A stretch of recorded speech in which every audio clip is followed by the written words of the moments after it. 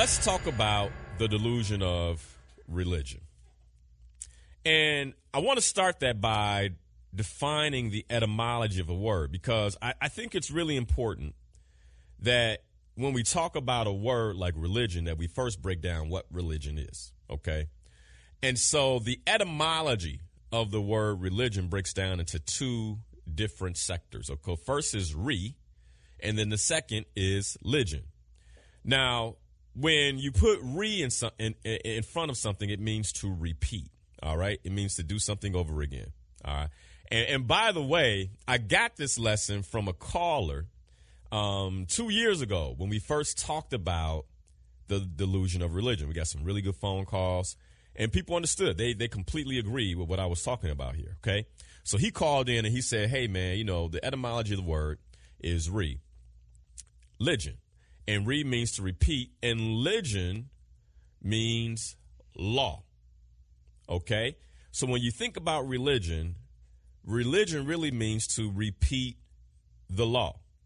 All right, now, so then what we have to do is then we have to go back and say, okay, if religion is repeat the law, we know that there are many, many different religions.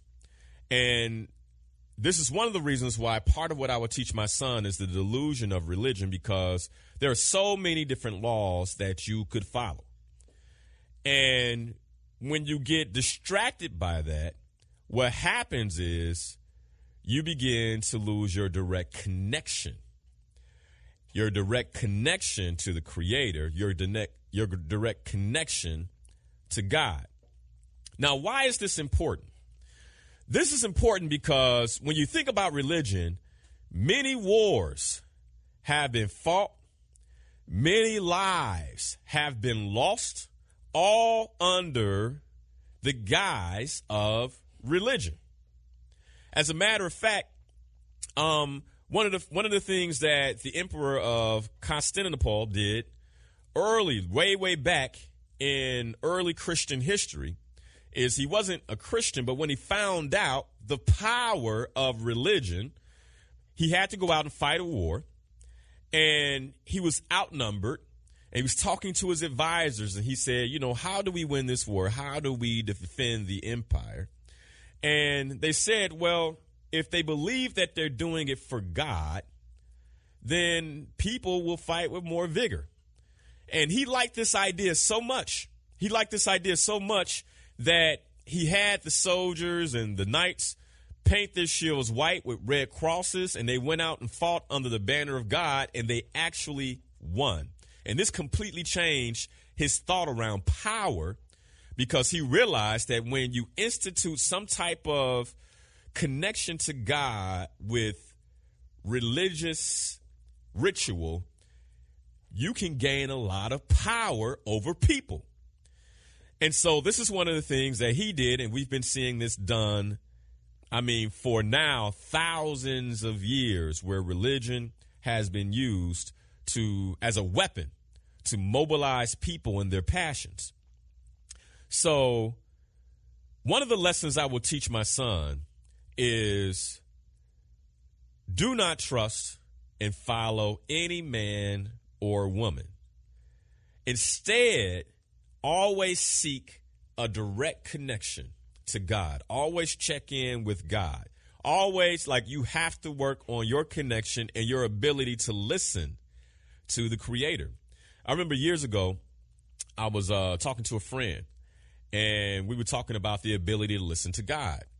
And she was telling me, well, I don't hear God. I have a hard time hearing anything from God. And of course, you know your friends, and this friend of mine, one of the things I knew about her is she always had something going. She always had music going. She always had listening to something. She always had something in her space that would distract her from her own thoughts and her ability to be quiet.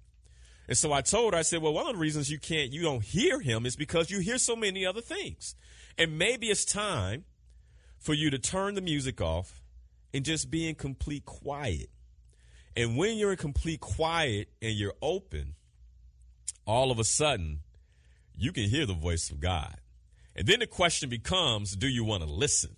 Now, do you want to listen when he's giving you instruction, when he's guiding you, when he's giving you advice? And this is Linal's opinion. This is based on Linal's experience. And remember, this is my son. These are lessons that I'm going to teach my son.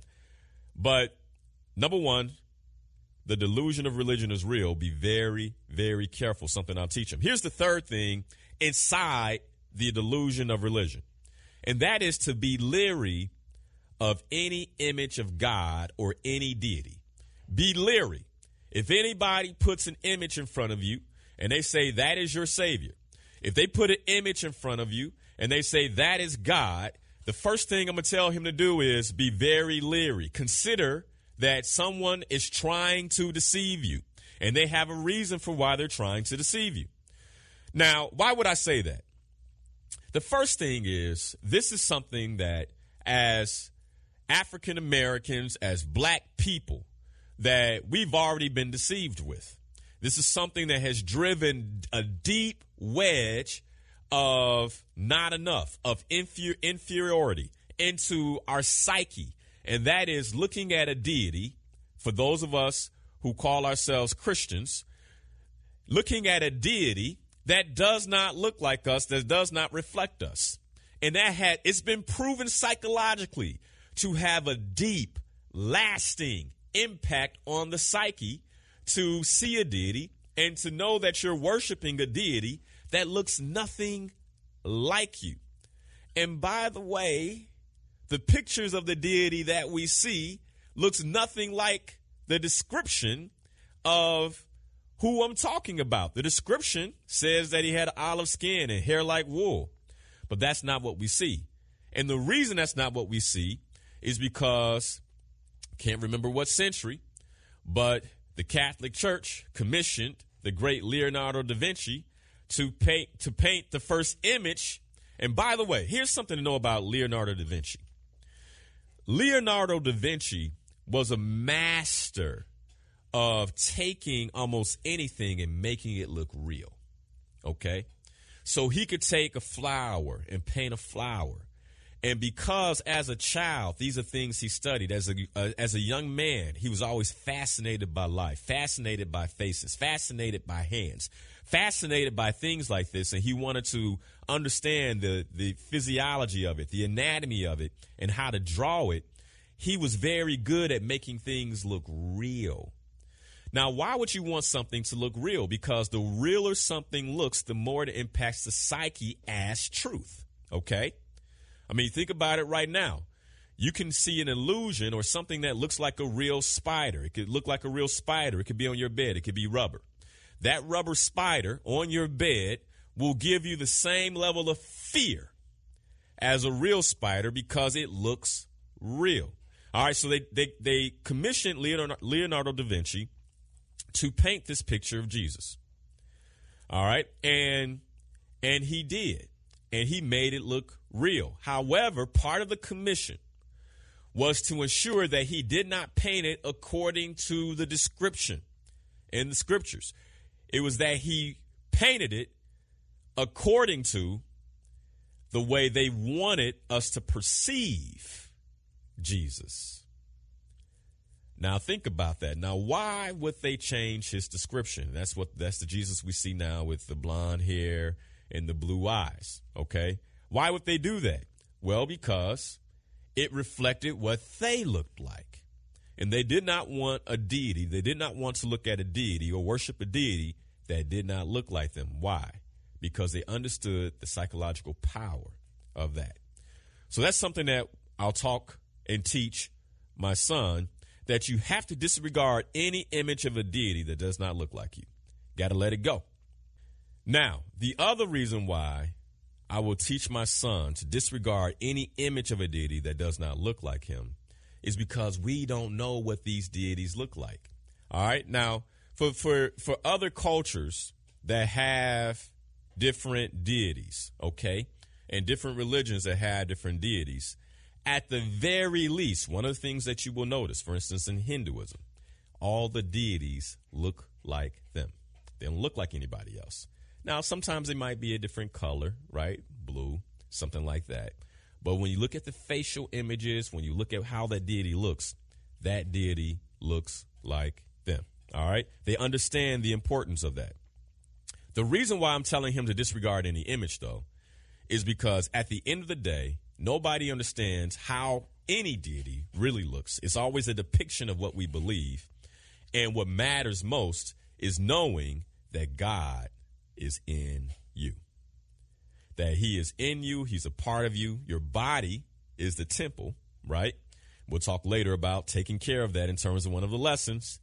And that's what matters most, not what you think it looks like. All of that is a way to somehow deceive the psyche into some level of confusion that we see. One of the things that we see in Ghana quite a bit when we're there is lots of images of white Jesus.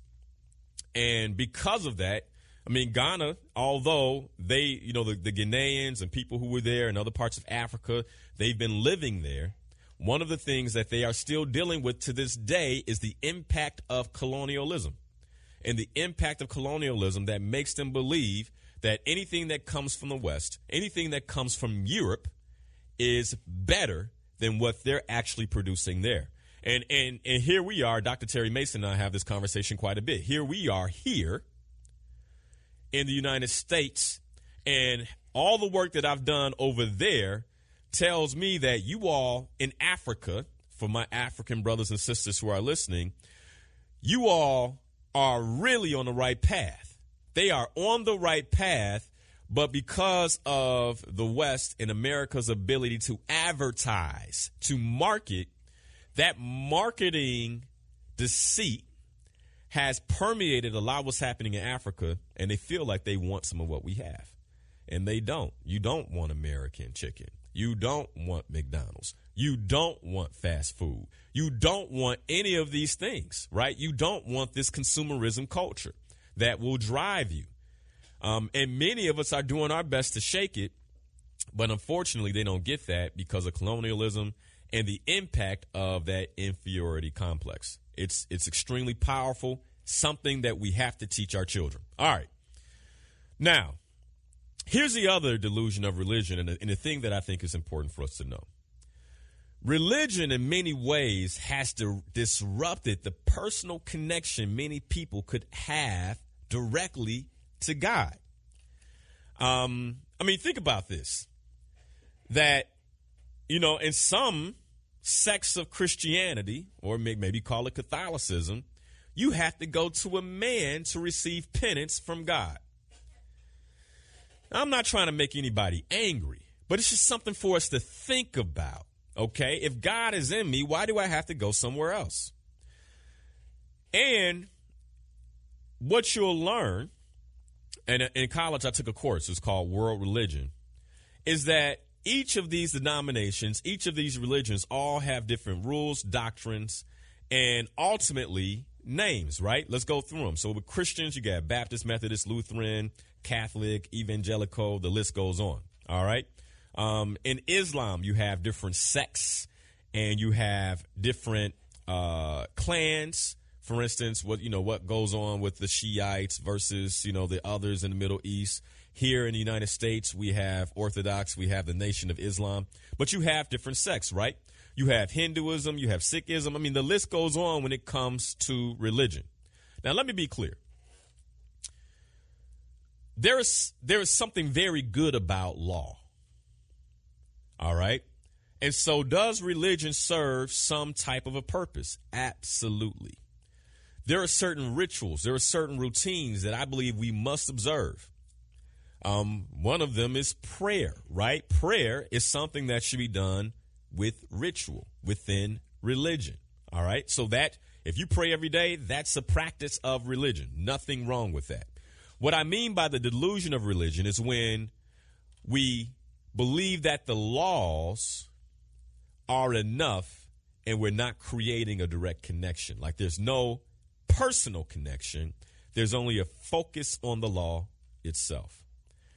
All right. So that's what I'm talking about. What I will teach my son is to seek a direct connection. Get quiet. Create spiritual retreats for yourself. Trust God. Love people. And pray and meditate. Pray for yourself. Pray for your seed. Pray for your family. Pray for your children when you have them. Pray for your friends. Pray for your leaders, including Donald Trump, and pray for others. All right? That is the delusion of religion.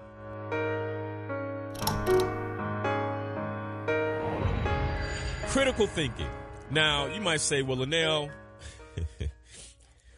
why would you take the time to teach your son a lesson on critical thinking? You know, what's important about that? Like, you know, why critical thinking? And, you know, we got this cliche saying that basically says common sense ain't common. And I think many of us know that, right? The common sense is not common. But believe it or not, critical thinking is a competence. It's something that we must learn to do, and it doesn't come naturally. And I know many of us, you know, we think that critical thinking comes naturally, but it doesn't come naturally. As a matter of fact, critical thinking is on a sharp decline. It's on a sharp decline. And the reason it's on a sharp decline is because so many things are being done for us. I mean, when I was in school, I know this sounds, you know, for somebody young who's listening and be like, oh, here we go. But when I was in school, there were no calculators. Everything had to be done longhand. Why? Because you had to think about the answer. You had to do the work to get the answer. Nowadays, there's this, you know, well, hey, doesn't really matter type, you know, we're going to have calculators. Calculators exist. And so you can use calculators on a lot of things that you couldn't use calculators on before in the past. Now, I'm not an educator. I'm not saying whether it's wrong or right. I don't necessarily know. All I know is that mathematics allows a person to learn how to think critically. And again, mathematics is one of those things that they've taken out of the school. If I'm not mistaken, you know, by the time you hit 10th grade, at least in Illinois, based on the laws, based on some of the boards I sit on and some of the things I've heard, that by the time you hit 10th grade, you can take your last mathematics lesson, and in 11th and 12th grade, you don't have to do anything. Why? I mean, why is that? We know mathematics goes on and on and on. I mean, after you get to Algebra 1, Algebra 2, Algebra 3, then you can go into trigonometry, then you can go into Calc 1, Calc 2, Like, why would we stop our children from learning mathematics? Or why would the government allow us to stop teaching our children mathematics? So then again, you have to pause and think and say, well, if mathematics creates critical thinkers, do they really want critical thinkers, people who are looking at government critically, people who are looking through multiple lenses at different angles before making leap judgments? Because when you think about it, that's what critical thinking is. The ability to look through multiple lenses. If this, then does that mean that? Or if it means that, could it also mean this, right? People who can look at multiple angles before jumping to some level of judgment. And this is an important skill set across the board. I mean, when you think about navigating life, I want you to think about how important the ability to look through different lenses is. I mean, one of the things I work on with my clients immediately, one of the first things is distinguishing the lens that they look at life through. One of the first things I do with my clients, because what it does is it increases a certain level of awareness about how they see the world, and it then begins to have them critically think about the decisions that they make, the things that they do, and why they're doing those things. Critical thinking, different level of awareness, right? And here's the other piece. I'm going to say it. But to not critically think is to be stupid. To not critically think, to not think about something critically is to be stupid in that area. All right? And unfortunately, stupidity is on the rise in our society. All you got to do is look around you. All you got to do is go through your news feed on Facebook, on Instagram, and watch people who are drawing different conclusions about things that they don't have much information about. And many of you, I know for a fact, you're going through your news feed and you're like, that's stupid. Why would they do that? And the reason why people are doing stupid things is because of their inability to think critically. And if you think that it's going to stop, it's going to be on the rise. So as my son gets older, one of the things that I will pound in him is that you must think critically. Why? Because I know it's going to separate him from the pack and allow him to make wiser decisions in his own life. Now, I said stupid. So let me explain what I mean, because, somebody might be offended. We talked about offense last week, but if you didn't hear it, then you don't know. Okay? This is what stupid means. Stupid means having or showing a great lack of intelligence or common sense. Now, let me ask you a question. When it comes to government, when it comes to policy, when it comes to politics, are we not seeing people around us showing a great lack of intelligence or common sense? How do you think Donald Trump got into office? How do you think that people are still approving some of the things that he does? It's because when it comes to politics, when it comes to government, they are stupid. Okay? Period. And so I'm not calling people stupid across the board, but for each of us, we have to begin to ask ourselves, what am I stupid about? A lot of us are stupid when it comes to money. Be like, oh, Linal, you pushing it. Think about it again, showing a great lack of intelligence or common sense. If you don't have a lot of money, if you always have money struggles, if for some reason you can't keep money in your account, if you're constantly overdrafting your account, if you're constantly broke, just consider that you might be stupid when it comes to money. Now, why is it important to consider that you might be stupid, even if it hurts your feelings? Because unless you are aware of your current circumstance, you cannot shift and change it, period. So if I realize that I'm stupid about money, I had this realization in my early 20s. Linal, you're stupid when it comes to money. If I realize that I'm stupid when it comes to money, then one of the things I can do is begin to critically think about how to raise my level of education around the subject of money. And let me tell you, I did that and it paid off. I'm no longer stupid about money.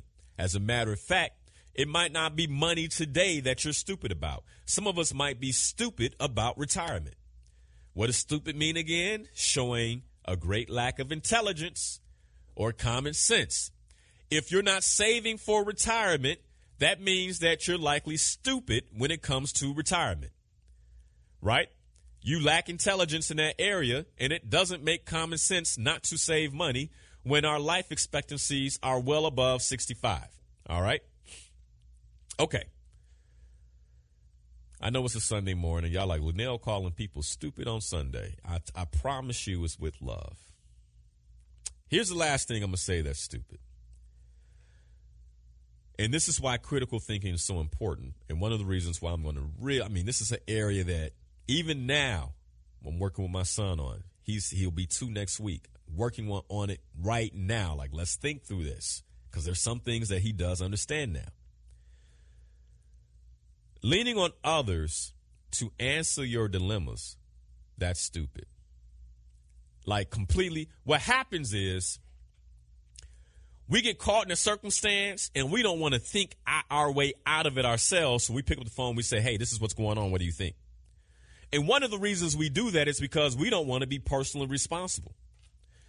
We don't want to be personally responsible for what happens next. We don't want to be personally responsible. And because we don't want to be personally responsible, we put the responsibility for our lives on other people. Folks, that's stupid. It's time out. We got to begin thinking through things, thinking critically, sitting with a challenge and navigating through that challenge mentally. That is called critical thinking. That's lesson number 8.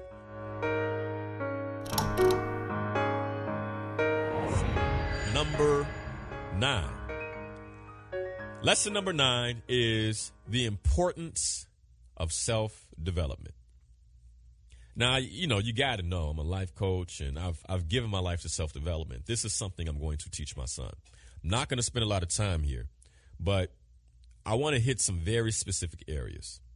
The first is a quote by Socrates, and he says, "To know thyself is the beginning of wisdom." So when I say self-development, I talked about this a few weeks ago. I think a lot of us think going and learning a competence in something. That's not what I'm talking about.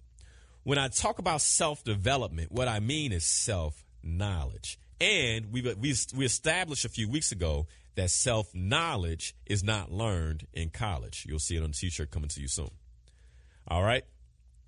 So self-knowledge is not learned in college, and because self-knowledge is not learned in college, what that means is that one of the lessons I'll teach my son is the important and the wisdom of self-awareness, like learning more about yourself, because awareness is the key to knowing oneself. So if to know thyself is the beginning of wisdom, then that means that one of the first things you want to accomplish, one of the first things you want to do in order to be wise is to develop a deep level of self-awareness. And here's the other cool thing about awareness. Awareness provides access to new choices.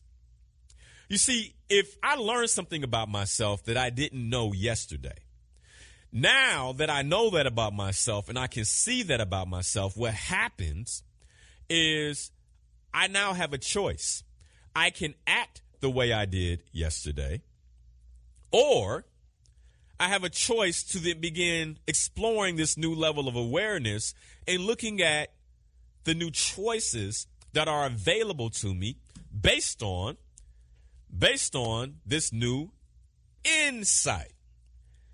Right? So one of the things I want you to think about is that awareness is insight.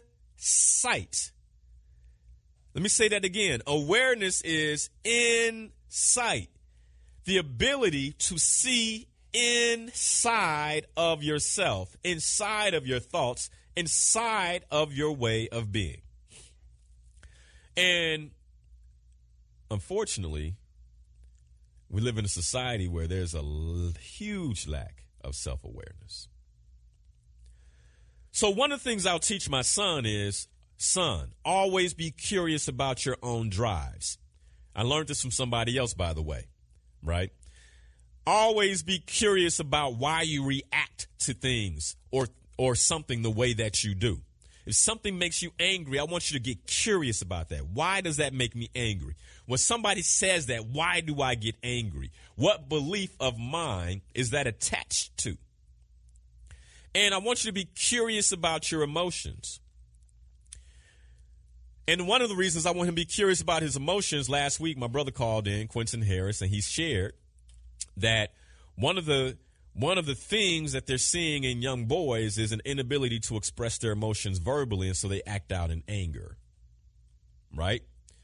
And so if I'm teaching my son on purpose, right, that he needs to be curious about his emotions, that means that you're aware of what you're feeling. The more aware you are of what you're feeling, the more likely you are to articulate that verbally, which means that you don't have a lot of anger that's just sitting inside you, waiting to bounce out at any given moment in a way that you can't control it. So be curious about your drives, be curious about your reactions, be curious about your emotions, and by doing this, this gives you full awareness of self. Self-development is about self-understanding, self-knowledge, and not learning a brand new competence. Like, I hope I'm really driving that home. So then the question becomes, how self-aware are you? And do you really know yourself? And do you know the stories that you tell yourself? Now, when I say stories, I shared this example already in a show before, but I'm going to share it one more time because I think this is incredibly important. We tell ourselves stories all the time. If you're married, you have stories that you tell yourself about your significant other. You know, man, perfect example. My wife called me. I was in the barbershop. Sometimes in the barbershop, I have a poor signal. So we're pulling into the garage at the same time. I pulled in and she pulled up. She rolled down the window. She's like, I called you. I'm like, you did? And then she did her lips like, I was like, oh man. You don't believe my story? You think your story is more right than my story about you calling me? She started laughing because she got what I meant by that. Because what happens is we get so caught up in our own story that story becomes true. And the person who you got the story about can't even tell you the truth about this story because you swear you know. I know because that's my story about you. We got to be aware of our stories. And not only our stories about other people, but more importantly, the stories we have about ourselves. Because the stories we have about ourselves are the stories that are limiting us, that are stopping us, that are hurting us, and the stories that lead to our blind spots. What are your blind spots? And what are you justifying because it needs to be justified? Because what we justify is always justified. And the only way you know when you're justifying something just to justify it so you can feel good about it, so you can feel good doing it, is when you're self-aware and you're asking yourself questions of like, why did I just justify that? Self-awareness. Increased awareness is a consequence of deep self-development. All right? That's the ninth lesson that I will teach my son.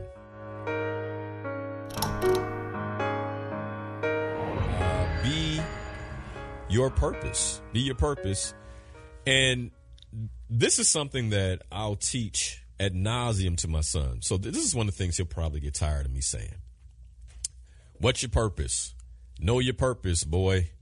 Identify your purpose. Get connected to your purpose. But let me dive a little deeper because to me, knowing your purpose, living from purpose is the A in the ABCs of living. And the purpose is the beginning of all possibility. You might say, well, Linal, what do you mean? Purpose plus power equals your possibility. And one of the reasons why many of us haven't had the opportunity to really reach our potential and create brand new possibilities is because we don't know our purpose. We don't know our intrinsic spiritual substance and power. And so as a result, we're not clear on what we can achieve in terms of possibility. So the possibility becomes a job. The possibility becomes a salary. The possibility becomes working for someone else or doing something for someone else. And by the way, there's nothing wrong with that if it's aligned with your purpose. But if it's not aligned with your purpose, then you will never hit your potential. You'll never hit your peak. And so at the end of the day, purpose plus power equals possibility, but possibility plus purposeful action equals greatness. And all of us want our children to be great. And so at the end of the day, purpose is the beginning of that formula. And one of the major things I'll be teaching my son. By the way, keep your ears peeled. I'll be having my first live Discover Your Purpose in One Day workshop, which is a continuation of the Purpose, Power, Possibility workshop. I haven't done a live workshop, you all, in 4 years. I'll be doing a live workshop coming up, I believe the second weekend in July.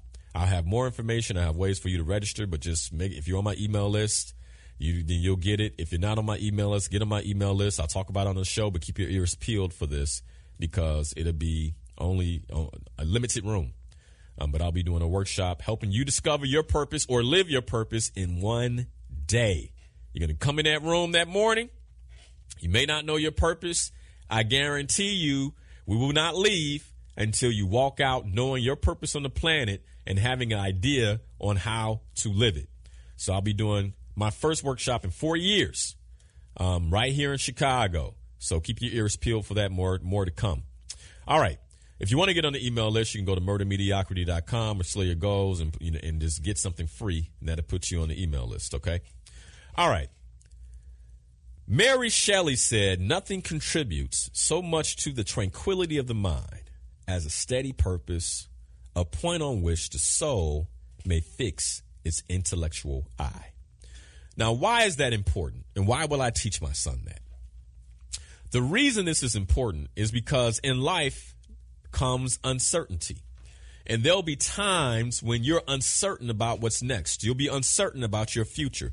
You'll be uncertain about the economy. You'll be uncertain about recessions. You'll be uncertain about depressions. And when you're living a life of purpose, when you know your purpose, then it contributes a certain tranquility, a certain peace to the mind, because you know that no matter what's happening around you, no matter the current circumstance, that you are headed in the right direction. Yesterday, my wife and I, just kind of get you into our process, we were talking about, what if we, opened a restaurant? And we were talking about the kind of food that we would open. And, there was a bit debate between her and I, because I'm like, well, I don't know if I could feed people food that I don't eat. She said, well, what if it was organic, Linal? What if, But the reason I say that is because for me, it's not just about making money, right? It's about delivering on my purpose. My purpose is to help myself and others live the best life possible. Why is that important to me? Because that brings a certain amount of peace. As long as I'm in my purpose lane, I know my family will be cared for. I know I'm delivering with power. I know that I can hit my possibilities. And that's why purpose is so important. Here's the other reason why. Because in life, we'll be given decisions.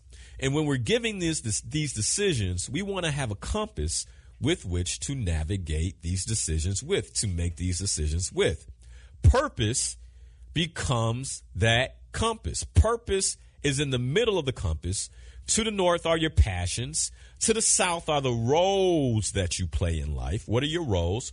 Your roles are the things that matter to you. Right now, my roles, one of the major roles I play in life, are husband, father, leader, right? Those are the roles that I play in life. And so when I'm making decisions, I take into account those roles. How will this impact me as a husband? How will this impact me as a father? How will this impact me as a leader I intend to be? All right. The other part is, will it allow me to pursue my passions, things that I care mostly about? And then to the west are your talents, and to the east are your strengths. Here's the difference between talents and strengths. The difference between talents and strengths is this. A talent is an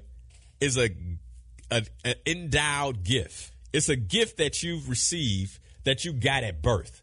It's something that you're good at and that you will always be good at. That's a talent, okay? A strength is something that you've developed over time. And so one of the things that's important is that when you're making decisions in life, that you're looking to the north around your passions, you're looking to the south in terms of your roles. You're also considering your talents, like, will this be easy for me? Like, am I playing in the area of my gifts where I'm endowed, where it's easy for me to deliver? Because these are my gifts, right? And am I operating in an area of strengths I've already developed, or will I have to develop new strengths? And do I want to abandon the strengths I've already developed? Because the thing about strengths, you may be good at it today, but if you don't exercise that muscle will get weak. Do you want those muscles to get weak? So that's purpose allows you to make decisions that way. And purpose activates your gifts and your talents. Many people's gifts and talents are diluted, which is why they have no power. And they're diluted because they're not using that gift or talent in the area of their purpose. And when you begin using this gift and talent in the area of purpose, all of a sudden you see an explosion of power happen, right? Possibility like a different level of possibility can be reached because you're playing a game that's aligned with your purpose. Your God-given gifts are now aligned with what it is you're supposed to be doing. That's when you step into another level of power. Know your strengths. And these are areas you spent time developing.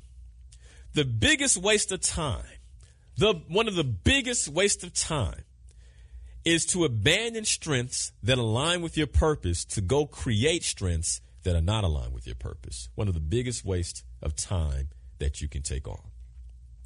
So, if you don't know your talents, it's something you need to know about yourself. And it's something that, like even now, my wife and I, we're looking at my son and we're noticing the things that he does well. Like, oh, wow, look at that. He does that he does that well. And we're noticing those things. Why? Because then we're going to teach that, hey, here's something that you inherently do well. That's a lane you want to stay in, son. That's one of your talents. And you want to take that talent, connect it to your purpose, and move forward. The other big thing about purpose is your identity. And one of the reasons so many of us deal with insecurity, we battle with insecurity, we're constantly comparing ourselves to other people, is because we don't have our own identity. When I have my own identity, then when I look at my life's path, then I can be confident that I'm walking, that I've taken the right steps, and that I'm where I'm supposed to be. There's no need for me to feel insecure. I know that I belong because I'm living a life of purpose. But many of us, because we don't know our purpose, we don't have any personal identity. And because we don't have identity, we're looking for identity. We're trying to find it over here. We're trying to find it over there. We're trying to find it in an outfit. We're trying to find it in a pair of shoes. We're trying to find it in a purse. We're trying to find it in sunglasses. We're trying to find it in a brand. We're trying to find it somewhere outside of ourselves. And where you find it, where you find identity, is in purpose. That's where your identity comes from. And from that place, there's no need to compare. There's no need to feel less than. Because when I'm operating from purpose, my purpose is my unique path, my unique God-given path to use my unique God-given strengths, my unique God-given gifts and talents. And so nobody else can do things quite the way that I can do them. And because of that, there's no need for me to compare myself to anybody else and for them to compare themselves to me. Period. And when you get this allows you to operate with a new level of freedom. I am me because I am me. And I get to celebrate that. And that doesn't mean that I have to be better than somebody else or worse than somebody else. I am simply me, powerfully me, because I'm operating with purpose. The last part that I will teach him aligned with purpose is whatever you do, son, don't abandon your identity. Don't abandon your purpose for money. Don't do it. Because then you just fall right back into the fray of the confused. And there's something more powerful about knowing who you are and where you should operate in life than having loads and loads of money. Period. Let me tell you something. At this point in my life, if I weren't operating with integrity and purpose, I'd be really wealthy, you all. I'd be really wealthy. I probably wouldn't have the quality of life. I probably wouldn't have the peace. I may not be able to sleep the way I sleep at night. And that's the reason why I didn't make those choices. I've been presented business opportunities that would prey on my community. I've been presented things that were in line with my own personal integrity. And I've constantly had to say, no, I'm not going to do that. I'm not going to go there. And these are ways to they're proven, especially in our communities, to make money, right? No, I'm not doing that. And let me tell you, even though I'm not incredibly wealthy, I'm a wealthy man. We don't have a want. We don't have a need. I got health. I got love. I'm surrounded by people that love me. And there is nothing, in my opinion, more important than that. Purpose truly provides the best way of living.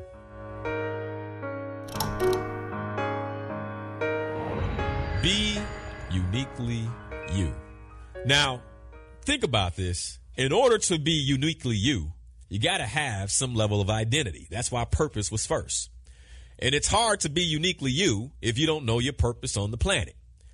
But considering that you know your purpose, then here are a few things that I'm going to teach my son, okay? One, nobody likes a copy. Nobody likes a copy. Nobody likes fake Jordans. Nobody likes fake Louis. Nobody likes fake Gucci, right? Nobody likes fake. You see it, you kind of go, that's fake.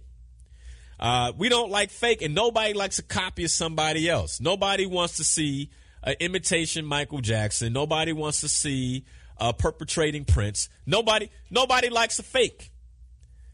And so that's why it's so important that we are uniquely ourselves. And to abandon yourself is to abandon your purpose and your power, because no one is like you, and that is your power.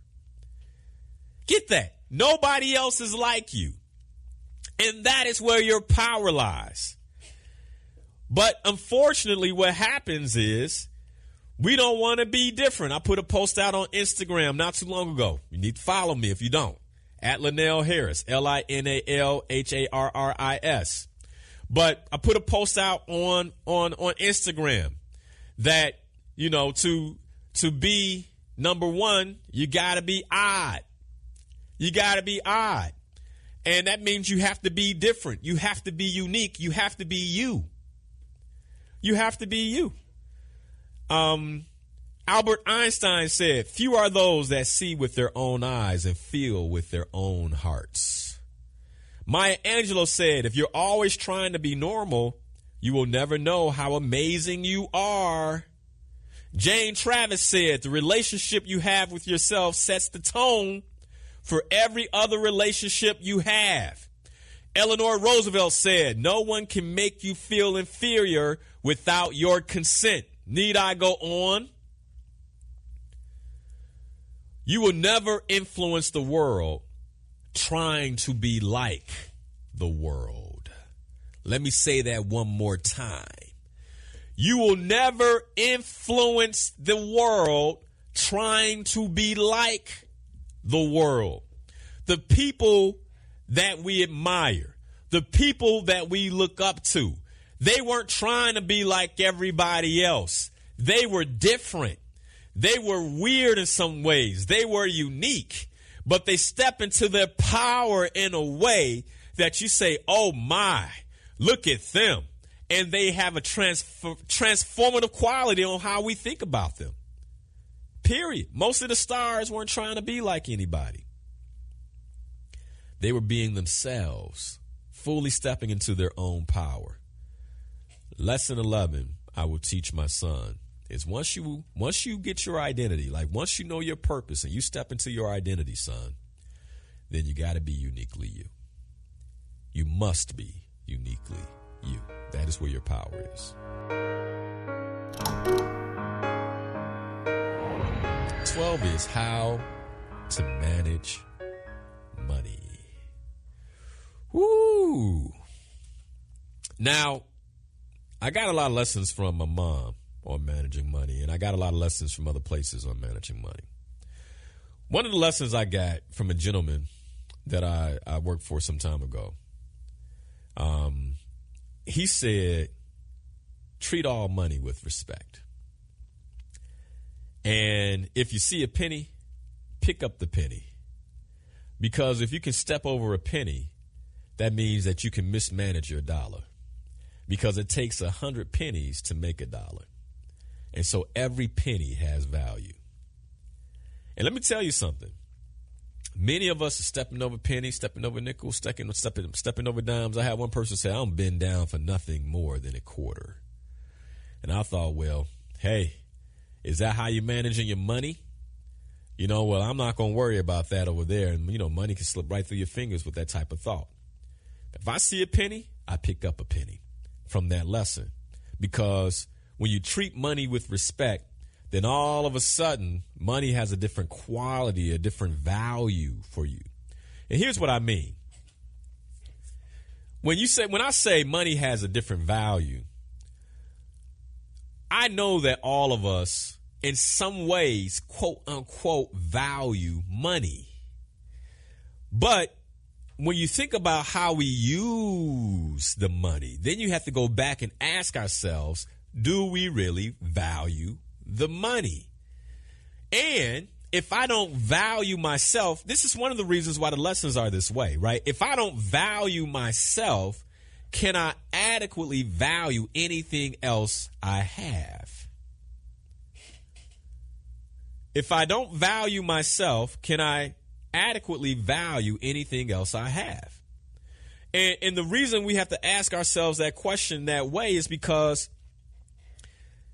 money has so much to do with how we see ourselves. And if I don't value myself, I will never value money. Will always slip through my fingers because I'll be using that money to increase my self-value when I really should be using that money to increase my self-awareness. You see the difference?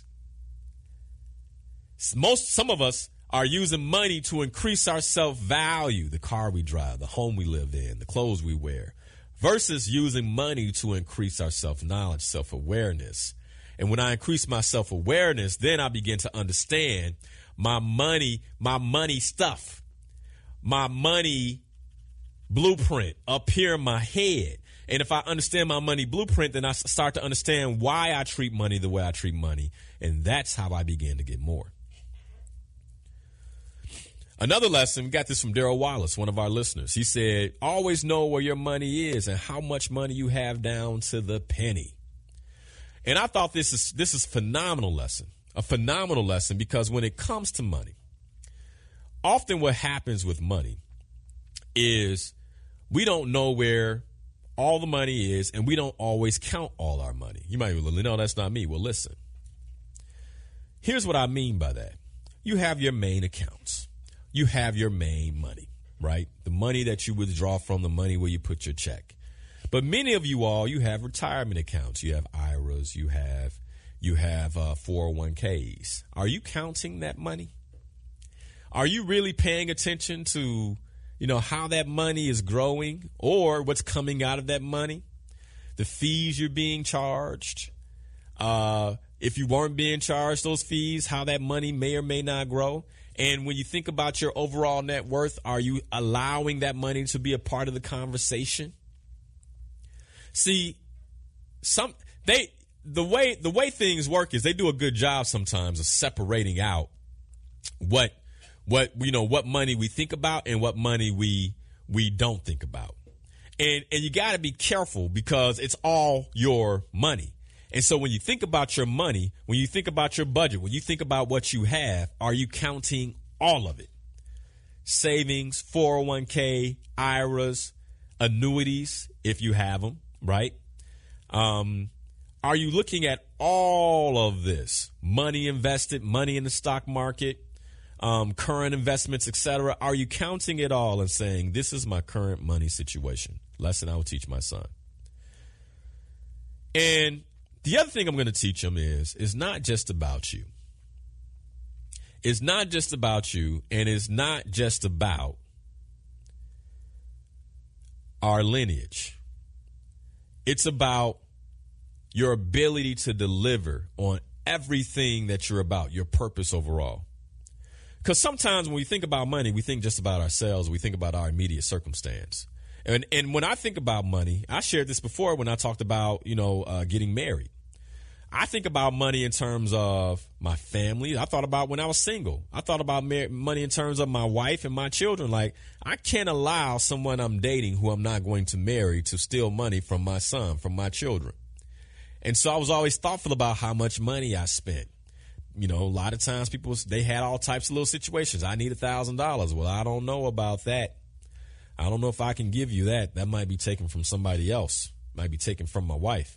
And now that I'm married, when I think about my money and our money is not just about our immediate family. It's about our lineage. What are we building for our lineage? Son, what would you be building for your lineage? It's important when we think about money to think about the big picture. It will inspire you to do more. You have to remember the whole of who you are and the impact that you can have. And then the other thing I'm going to teach them is wealth isn't about things. Wealth is about peace. Remember I told you before I could be incredibly rich, and that's what I should have said instead of incredibly wealthy, incredibly rich. But I don't want to be incredibly rich. I want to be incredibly wealthy, because wealth is about peace. Wealth is about long-term financial security and prosperity. And when you acquire wealth, that means that you have a money management plan. One of the other things I'm going to teach them is have a money management plan. What is your money management plan? It's not about what you can afford, but rather about what makes sense based on the plan. What's the plan? And think about this. Debt is the equivalent of spending today's money on something you've acquired in your past. So I'm spending today's money on something I bought yesterday. Do I really want to do that? Do I really want to acquire debt for something? You're spending behind you. Whereas investing is the equivalent of spending today's money to harvest much more money spent in the future. You're growing money ahead of you. That's investing, right? So do I want to be in debt or do I want to invest? Investing is I'm spending money now to grow money ahead of me. Or debt is I'm spending money today that I'm going to have to pay for tomorrow. The other thing I'm going to teach them is save at least 10% of every dollar you make. Many of the opportunities I've had is because I had a nest egg put away, something put away. And then I'm going to teach them to share at least 10% of everything that you make. Why is that? Well, my mom taught me something a long time ago. I call it the closed fist concept. And she shared this, and she said, Linal, when you're not sharing with other people, then notice they can't get what you have, right? Your fist is closed. I'm showing people on Facebook my fist, right? But the other thing about that is they can't get anything out, but nobody can get anything in either. Nothing can come in. And when you're willing to share, yeah, a little bit might be coming out, but somebody could easily lay something else in. And often when I'm sharing is when I'm finding new opportunity and growing my business and growing my revenue because of something I shared. And so another lesson I'll teach them. Something else that we should all be doing, participate in the magic of compounding interest.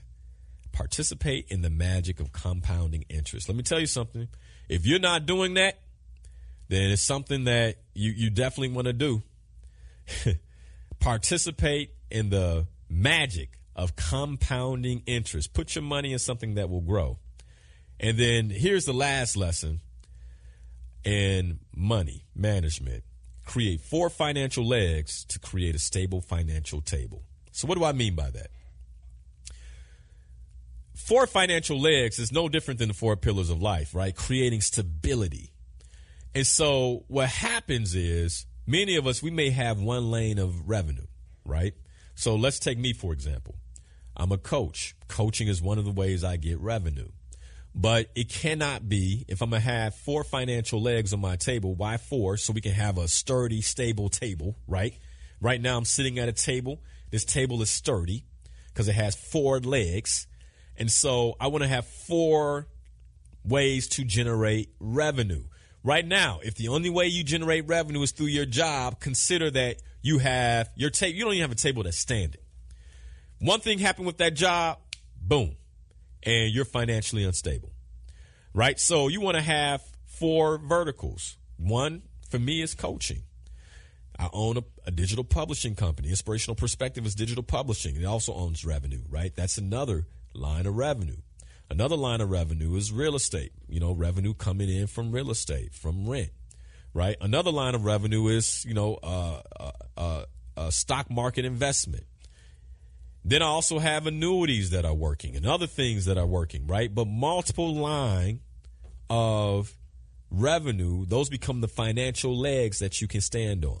My wife and I are talking about opening a restaurant. I'm not in that industry. Why would I think about that industry? It creates another leg. Another vertical. another vertical for revenue. That's why. So when you think about your money, one of the things I'll teach my son is to always create 4 financial legs to create a stable financial table. So I'd love to hear first, what is a lesson that you would teach your son, or a lesson that you learned from your dad? First of all, okay, thank you. Lessons I learned from my father. Yeah, that's sort of a central theme throughout the book. All right. Oh, I love it. So we're diving right in. Yeah. And as I was walking here and you were talking and I was listening and I was like, you know what? It's all about, right, it's your show. It's inspirational perspective. It's things that I learned from my father. I'll tell you a specific lesson, however. And this lesson is not in the book, but there are lessons in the book. Okay. Right? Okay. So my father, he had a contract with the city of Markham. He was a tree cutter. Okay. And, maybe 70-80% of the family's income and his revenue was from the contract with the city. Got it. The administrations turn over, they also turn over their contractors. So the mayor at the time was running for re-election, and it didn't look good after like 12 years of being in office. And I remember seeing my father in the driveway pacing, and he was helping canvass for this sitting incumbent mayor. And he had this worried look on his face, and he was pacing back and forth. And then I walked up to him and I said, and it's occurred to me because I didn't see the connection. I said, if the mayor loses, what will you do? And he said, I'll start over. Wow. That moment right there changed my life. In what way? Like, how did, so what lesson did you extract from that statement? Because I know one of the things I talked about is lessons I observed from my father and lessons he taught. That seemed to be an observed lesson. Like, he said something. He didn't necessarily teach you something, but he said something, and you observed a way of being about him. So what did you extract from that? I got from that you can always do something else. Let me share this. Yeah. Lessons, what is it? Lessons from my father, lessons to my father, or from my father? From my father? Either one. But it's lessons that I'm teaching my son. Okay. Yeah. Let me share, you never know when the moment will occur. You don't. And you never know how small or how expansive sort of the moment, the experience or the words need to be. Most of the greatest lessons I learned from my father, my biological father, and the fathers of the world, they came in small sentences, like brushes, like walking down the hallway. That's true.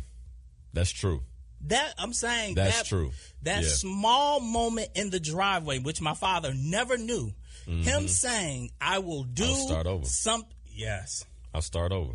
He said, I'll do something else. And I heard I'll start over. He actually said, I'll do something else. Got it. And so what you got out of that is persistence, work ethic. We can go on and on about the lessons that taught you about who you should be as a man from that heard lesson from your father. Yeah. Imagine if he would have said, I don't know. Oh, man. Think about it. Right. Then what lesson would you have learned from that? Yes, man. Yeah, no doubt. Yeah. What if my father would have said in that moment, I'd be in trouble. Yeah. My business, I don't know what's going to happen to my business. He would have taught you how to be afraid. Yes. And how to be frozen. Yes. Man, if fatherhood's not a huge responsibility, yes, I don't need that.